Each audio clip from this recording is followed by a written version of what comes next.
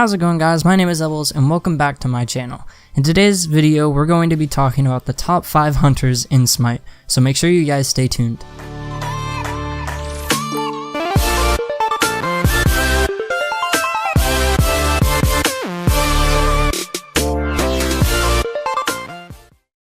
Alrighty, so in the number 5 slot we have the hunter Jingwei. Now, Jingwei wasn't really liked by a lot of people when she was first released, and that was because a lot of people thought that she was underpowered. However, that is extremely false now, because she is extremely powerful as of today. Her passive allows her to quickly get back into the fight after she returns to Fountain, and all of her abilities give her evades. Every single ability that Jingwei has can almost be used as an escape. Her first ability can be paired with her third ability to be able to fly away from the enemy or to fly forward, advancing towards the enemy. Her ultimate has an extreme amount of AoE, which allows her to almost get a guaranteed hit as long as you're fairly accurate. If you're in a lane with the entire team or just one particular person and you ult with Jingwei, you will have an almost guaranteed hit with your ult, which is extremely helpful, and also at the fact that you can use your ultimate and pinpoint exactly where you would like to land is extremely dangerous for the enemy team. This is why I choose Jingwei as my number 5. Coming into the number 4 slot we have the hunter Scotty. Now, Scotty was tweaked a little bit from her initial release, but nonetheless she's still a lot of fun to play. In fact, she's basically 2 gods in 1, because she has a little dog named Calder, and this dog is hell, because he can deal a lot of damage on his own, and the more that you level him up, the more damage that he'll do. But if you are a very good Scotty, you can actually drain enemy gods' health stupidly fast. Using her first ability, Calder will actually have a little bit of a buff because her first ability pierces through enemies, causing them to have a little aura of cold on them for about 3 seconds. And if Calder starts attacking while that enemy god has that little aura of cold around them, Calder's gonna deal more damage.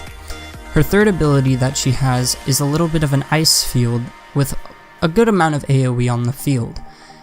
If you place that, enemy gods will start to slide, and if you send Calder after them, Calder will have 25% more movement speed on that ice field, which allows him to chase down enemy gods much faster and more efficiently.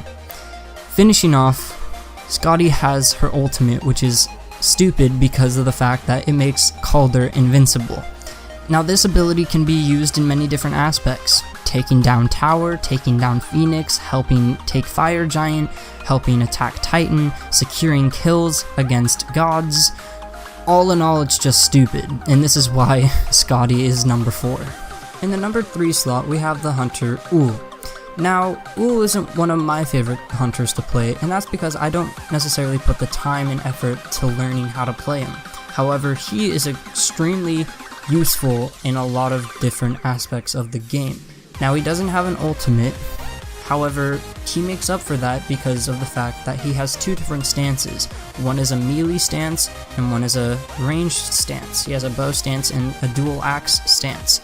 In his bow, he has the potential to deal a lot of damage and can drain a lot of God's health from a far distance. In his axe stance, he can actually stun, he has gained movement speed, and he can actually leap away with an evade and jump. And the cool thing is that Houyi's passive makes his other stance that he's not using. For instance, if he's in his bow stance, all of his abilities that he used within his axe stance have a 1 second reduction every single time that he does an ability. For instance, if he uses his first ability in his bow stance, that means 1 second will come off of an ability that he used within his axe stance, which is extremely useful in prolonged fights. This is why Houyi is number 3. Just at the fact that he's one of the more harder gods to play. However, if you put the time and effort into learning how to play him, he will be a great asset and is extremely hard to kill. In the number 2 slot, we have the god Apollo. Now, Apollo isn't one of my favorite hunters, but he is one that is undeniably very strong. Much more mobile than his other hunters in the game, Apollo is a very fast attacking god capable of high amounts of damage with bags of crowd control. His passive allows him to attack even faster once he has landed 10 basic attacks, which is extremely crazy. His ultimate allows him to fly across the map kinda like Jingwei, however, Apollo can do it for as long as he wants. The only downside is that it drains mana every single second, so you can't do it forever. It will run out when your mana runs out. There's also the possibility that he can use his ultimate ability to escape when you're about to die. However, that's not the best case to use because it does take a little bit of time before you actually get up into the air.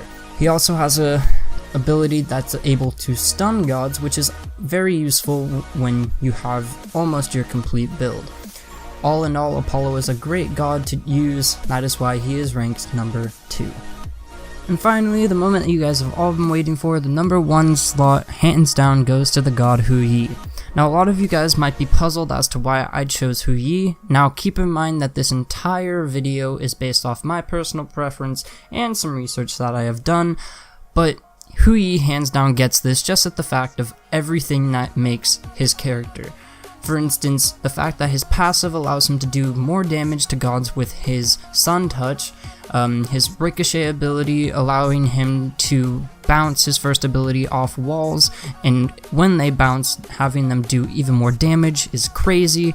Being able to have a stun when he uses his first ability and his second ability in a combination, the fact that he's able to dodge certain abilities from other gods going up into the air with his evade in his third ability, and his ultimate is a massive AoE area which almost guarantees you a kill if someone's in low health. All in all, Houyi is just a crazy god in general. It's a very difficult character to play in the sense that it will take you time in order to get good with a Houyi. However, if you take that time and if you put in the effort to play in Houyi, you will not be disappointed. He is a great god, and that is why he is number 1 on my list. Alrighty guys, thank you so much for watching. If you did like this video, make sure to go and smash the thumbs up button. Let's try and get 25 likes on this video. Make sure to also go and comment anything that you have down below. Give me any suggestions, any future episodes or videos that you want me to do. Make sure to go and check out some of my other content. My new Ark Survival series is now starting to get uploaded onto my channel, so make sure to go and watch that because some of it is pretty funny. And also don't forget to hit the subscribe button because that really helps me out and I love being connected with you guys. So thank you all so much for watching. I will see you all in the next video.